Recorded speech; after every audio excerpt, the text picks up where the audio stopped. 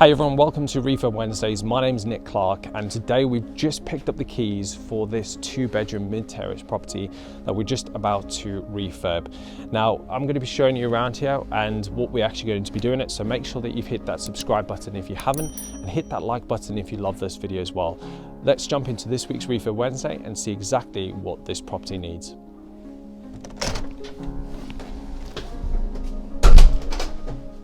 Okay, so we're in the literally in the hallway at the moment of this 2-bedroom mid-terrace property.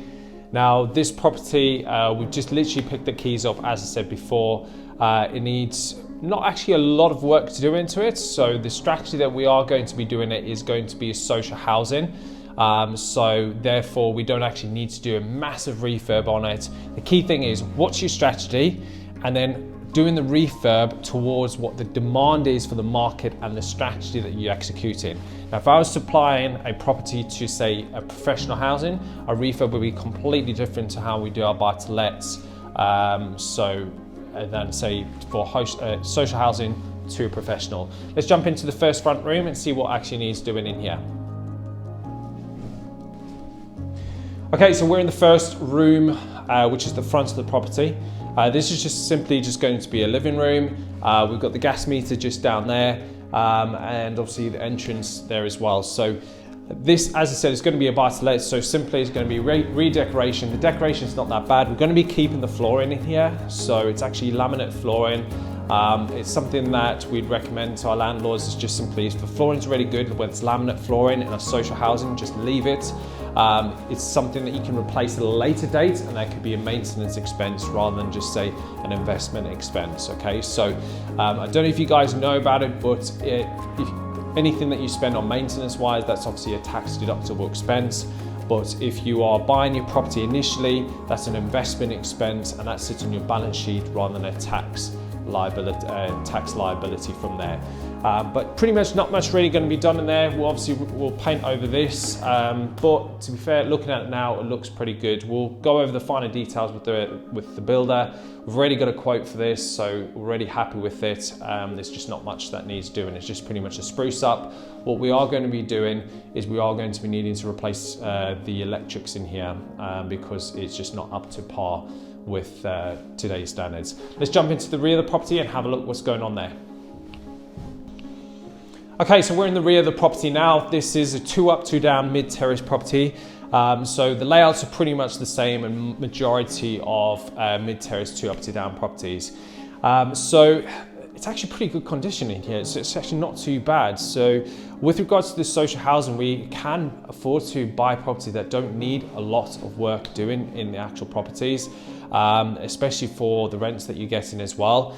Again, we'll keep the actual laminate flooring. It's really good quality in here. What we will do is we'll look to get rid of this fireplace. It is a really good solid fireplace, but that is a gas fire.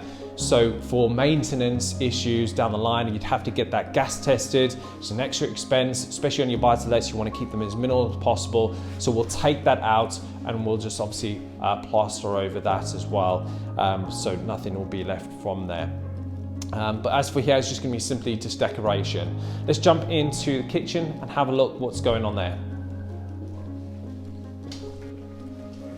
All right, so the kitchen itself, it's actually, again, it's not bad condition. What we will be doing is retiling. We'll put wild tiles rather than these creamy tiles. They just look dirty. Even the grout is really, really minging.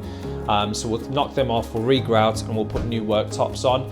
The actual doors and the carcasses are actually really, really good.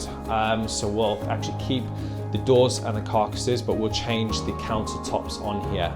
The boiler as well, the boiler looks in good condition. It's actually working, it's got a CP12 on it. So CP12 is pretty much a gas certificate.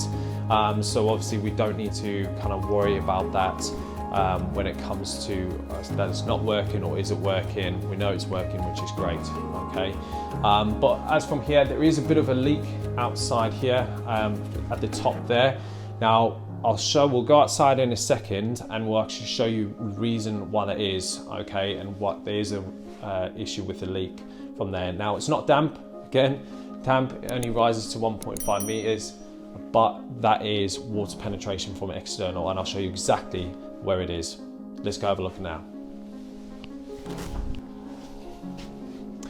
Okay, so we just looked at the leak internally, and the main culprit is because of this. You can see obviously the render on here is actually blown, and you can actually see it quite drastically. So I'll just show you some up close shots right now of exactly what happened. So in order for us to solve this, okay, what has to happen is we actually have to re-render. So we'll take away this render all the way down here and underneath there, and we'll just re-render it. So take it back to brick. We'll treat it internally, just so no moisture comes internally, it just forces externally. And then what will happen is we'll just re-render that, and that will solve it. Nice and simple. As for the rest of the courtyard, this will just get obviously jet washed out, cleaned, and then obviously painted as well. And that's about it for our internal. Let's go check out the bathroom.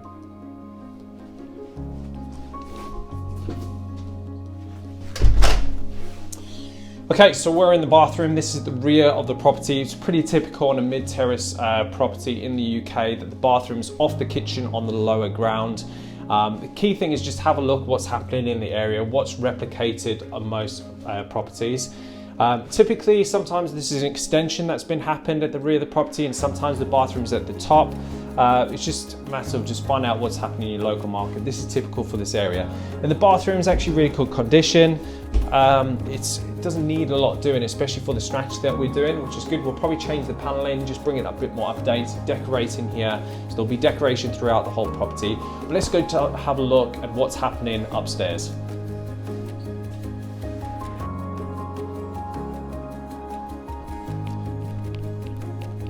Okay, so the stairs coming up to the 2 bedrooms. You've got the first bedroom on the front on my right, and then you've got the back bedroom to the left. So pretty simple layout for most mid-terrace. Stairs are quite steep. Again, very normal. If we're going into a new property where you're having to build something like that, the gradient's got to change slightly. It's just something to think about. Let's check out the first bedroom. Okay, so we're in the front bedroom now, one of 2 bedrooms. Pretty much it's going to be decoration again in here. The floor's really good condition. So overall the property is really good. My biggest concern about this, which has been from day one, is the electrics. Definitely needs a new consumer unit, potentially a rewire. We have factored that cost in, but obviously if we don't need a rewire, great. We just need a new consumer unit, that's even better. But pretty much good quality room. It's got the old wood chip kind of wallpaper. If we can get away with just obviously paint over it, we will do. It's not in a bad condition, otherwise it'll get scraped off and we'll have to smooth it out itself. Let's jump into the rear of the property, have a look at the second bedroom. Okay, so we're in the second bedroom and the final room of this property. Thank you very much for watching. Again, it's pretty much just decoration in here. Overall, this property is not bad condition property. Now, we are going to be doing it for social housing, so it means we don't actually have to go all out on the refurb. It's just a matter of supplying to demand. The problem that a lot of people face in property, especially if they're buying through a sourcing agent, is are they supplying to market demand?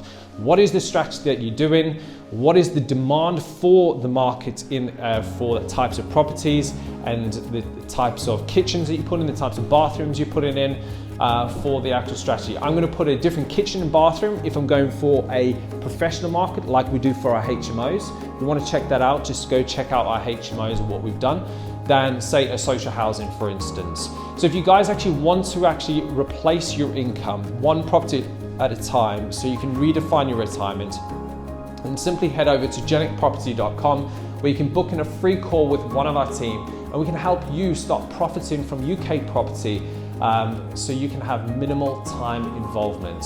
Now, regardless of where you live in the UK or outside of the UK, we can definitely help you to be able to get started within property, whether you've got experience in the UK buying property or not.